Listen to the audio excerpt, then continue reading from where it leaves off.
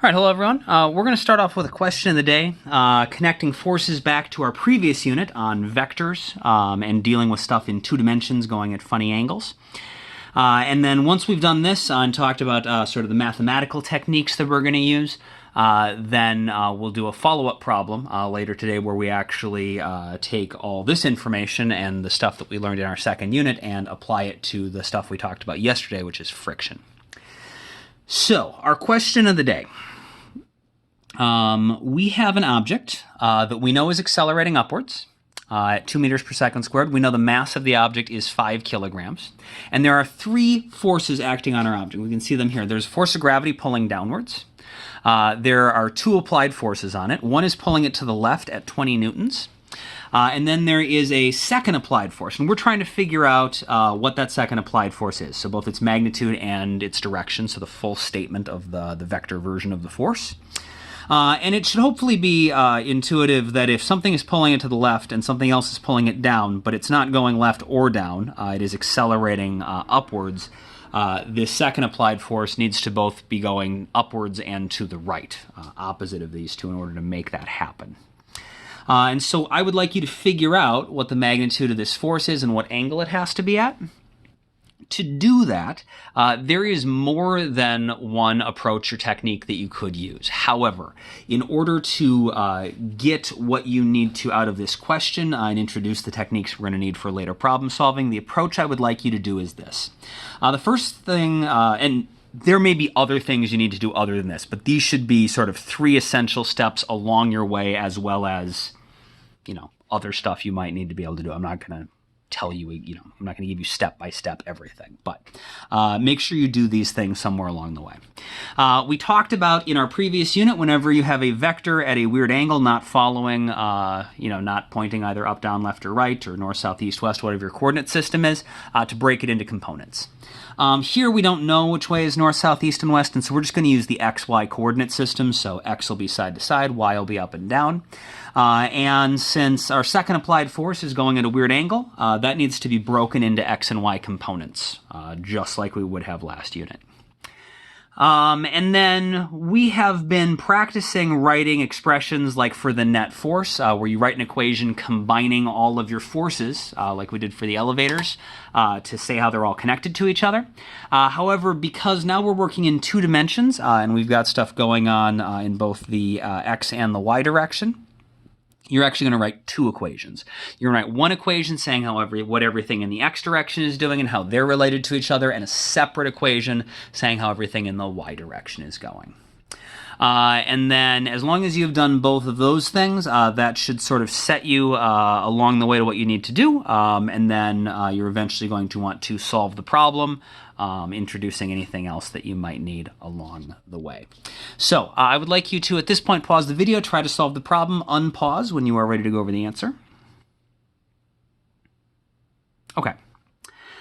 So we know that if we're going to break this into x and y components, we can see it's going both to the right and up. So if I draw my components in for FA2, it's got an x component like this and a y component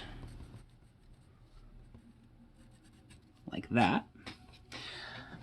So we're going to label this FA2x, and we'll label this one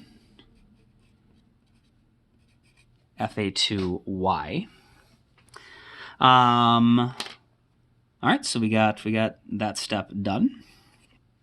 We want to write 2 equations, one for everything in the x direction, one for everything in the y direction.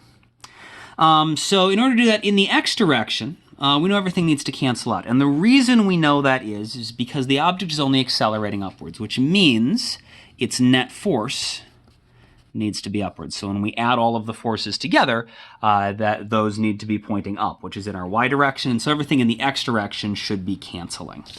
And so in the x direction,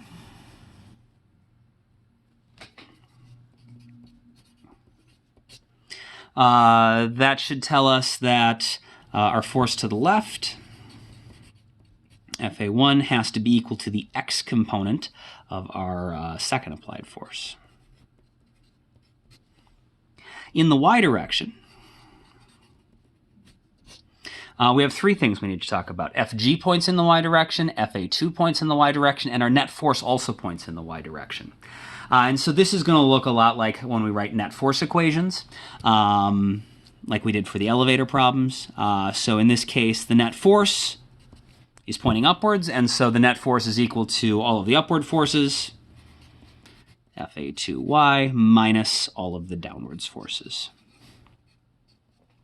And there are other rearrangements of this that are true, that if you came up with are okay, like Fnet plus Fg equals Fa2y, or Fa2y minus Fnet equals Fg. As long as it's mathematically equivalent to that, that is absolutely fine. And then from here, we should be able to start solving. And we can even sort of see what we're gonna do to get our answer once we know what this is, and once we know what this is, it's just a trig problem. So the easy one is in the x direction. Fa1 is 20 newtons. So Fa2x has to be 20 newtons. I just go ahead and add that in. All right, we're halfway there. In the y direction, my net force is equal to Fa2y minus Fg. I'm looking for this, so I need to know both Fg and the net force. And I don't have either one of these on here, but I can find both of them. We know net force is mass times acceleration. Our mass is 5, our acceleration is 2, and so our net force must be 10 newtons. We also know that the force of gravity is equal to m times g. So that's going to be 5 times 9.8 is going to give us 49 newtons. And so we can solve this for what we're looking for. I don't know why I wrote it like that. Fa2y has to equal the net force plus Fg, which is going to be 10 newtons plus 49 newtons, is going to be 59 newtons. And if we just look at this,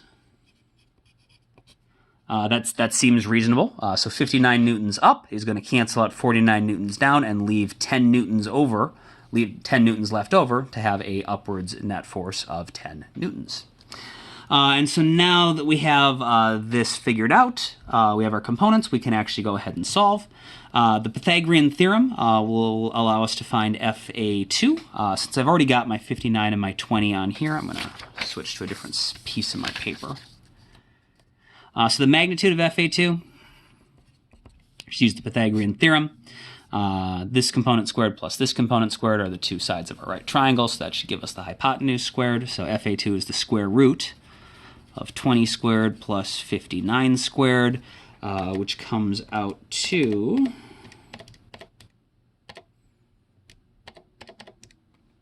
62.3 newtons. And then our angle winds up being the arctangent of the opposite over the adjacent. So 59 over 20. 71.3 degrees, and we would describe that as being counterclockwise from the positive x-axis. And so that's our final answer. 62.3 newtons at an angle of 71.3 degrees counterclockwise from the positive x-axis.